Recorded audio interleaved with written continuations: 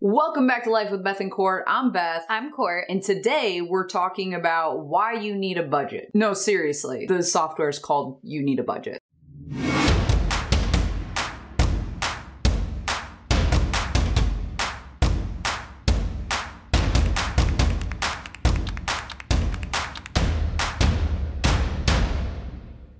So we're planning on doing an episode about the budgeting software we use when we're saving for DIY projects because we don't want to go the consumer route and do things on credit. That's why you sometimes have to wait a little longer in between our projects because we're saving with actual cold cash. One of the biggest reasons that I love YNAB is because it changes the way you think about money, and it's not just a software system, it's an actual mindset shift. So there's an actual technique to it, and the goal is to help you stop living paycheck to paycheck, pay down debt, and save money.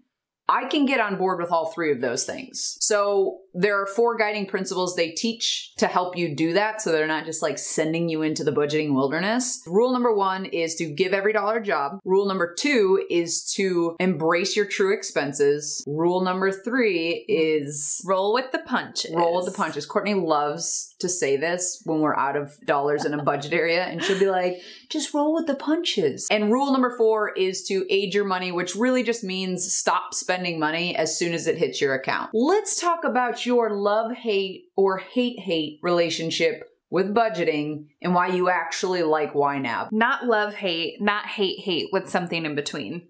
Like a medium hate? How about like a like plus? Like plus. I'm at a like plus. Yeah. My mindset was, I'm working really hard for this money and I want to spend it how I want to spend it, and I don't want to have to filter that system. Just want to spend what I want to spend. I think it's important to understand we all grow up differently with money, right? So we all have different experiences, which then shape how we believe things, money and other things in life.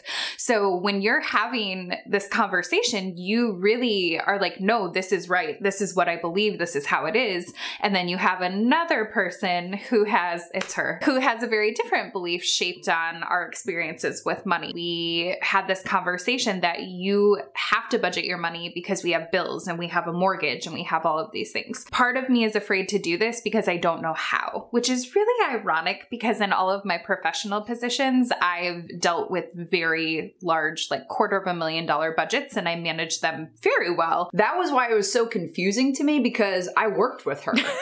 Like, I knew the budget she was managing, and I'm like, just wait a minute. Why don't you just take what you're doing there and do it here? And she was like, don't talk to me like you know me. This is why empathy is important, because it wasn't until I heard her side of where she came from with money and we really laid it out and got raw and vulnerable. I was like, okay, this is really important to you. We're sharing responsibility. We need to be responsible. And so that's kind of what flipped my lens to say, I need to figure out how to do this personally.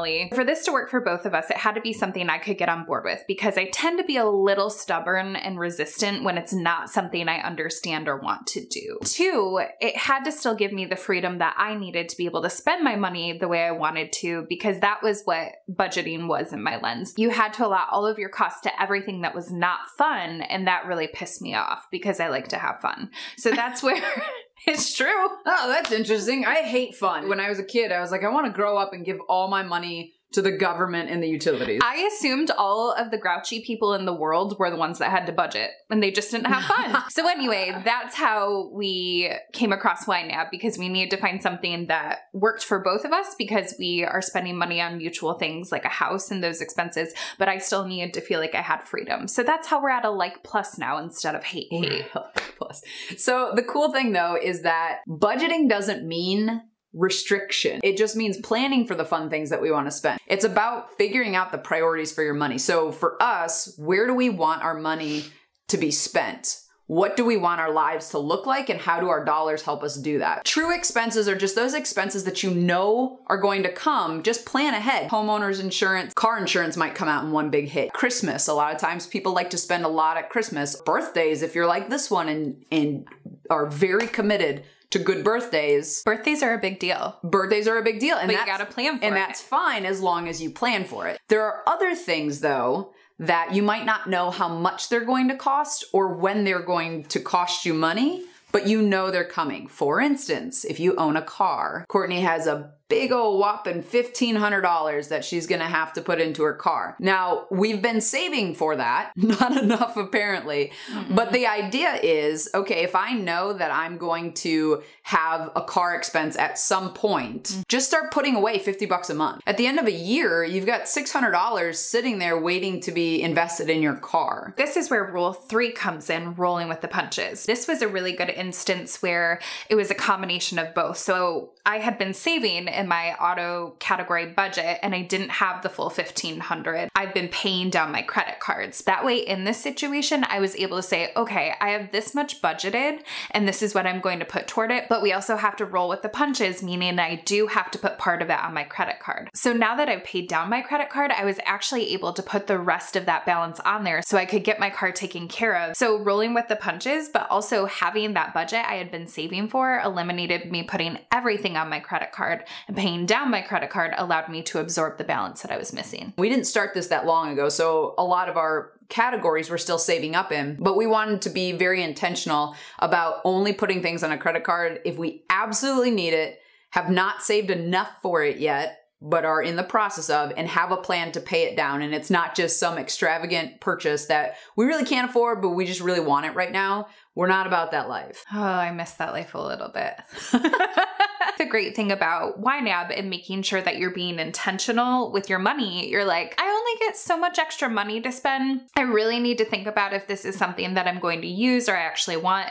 And every time I put something on the Facebook resale, that is such a reminder in my face every time. Like, I paid $30 for this and now I'm selling it for 10. So I think that's what really helped me change my mindset, is understanding you can't just spend it and then get rid of it. You can, but then you're losing so much money when you could have been buying something that you really wanted to save for. It actually gets fun. We started dreaming about where our money could take us and what our life could look like if we save in these certain categories and just stay disciplined with it. All of this that we're talking about, where you set goals and you save for them along the way, that means that you're holding on to your money longer. And so that's rule number 4 of YNAB, is to age your money. And this one kind of confused me at first, but all it means is not spending your money as soon as you get it. When you are saving for these different categories, what that actually means is your money is staying in your bank account longer. And so that's all rule number 4 means. Living this month off of last month's paycheck. For some reason, you lose your job or that next paycheck doesn't come, your expenses are already covered because you've been slowly getting ahead of the ball. And so now you're getting further and further away from living paycheck to paycheck. So we hope this was helpful as we explain how we save for DIY projects, how we keep our budgets on track, and how we finally got to a point where we're on the same page with money. That is a huge rock in a lot of relationships that sometimes is hard to budge. Budget. Oh, that was funny. I didn't get it. I didn't even mean it. We'll also be showing you live demos on the screen of what it looks like when you're assigning budgets and what it looks like to move money from category to category. And we'll give you a chance to ask all your questions later this week. Until then, thanks for tuning in. Bye, guys. So, I forgot what I said already. Some people started... It's not good.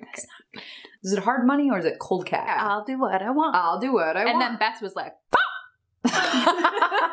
Scooping off the field. I don't know why there's always a helicopter when we're trying to record. It's like the perfect time for criminals to escape or something. What's that helicopter? Okay, I got it. It's the Coast Guard. Is it really? I lost it. Yeah, it's the Coast Guard. What was number 2? I don't know. You hadn't said it yet. Rewind. Start over. Is that snobby? Yeah. Okay. I can feel you staring at me. I'm listening intently.